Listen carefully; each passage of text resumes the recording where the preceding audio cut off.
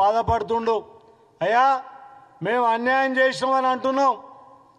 ఈరోజు శాసనసభలో అన్యాయంగా నిన్ను సస్పెండ్ చేసిండని అంటున్నారు.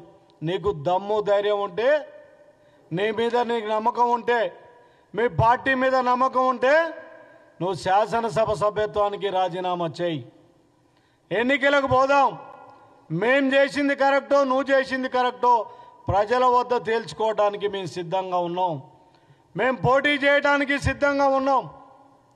నిన్ను ఎన్నికలలో డిపాజిట్ రాకుండా ఓడించడానికి సిద్ధంగా ఉన్నాం. నువ్వు నాయకుని అయితే, నువ్వు మొగోనివే అయితే రాజీనామా చేయమని చెప్పి కూడా మేము కాంగ్రెస్ పార్టీ పరంగా నిన్ను డిమాండ్ చేస్తున్నాం. ఇలాంటి చౌకబారు నువ్వు పనులు చేస్తే ఎవరు కూడా మెచ్చరు. ఈరోజు మేము బీఆర్ఎస్ నాయకులు హెచ్చరిస్తున్నాం.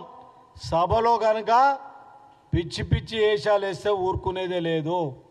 గౌరవంగా వ్యవహరించండి, ప్రతిపక్ష పాత్ర పోషించండి, ప్రజల పక్షాన పోరాటం చేయండి.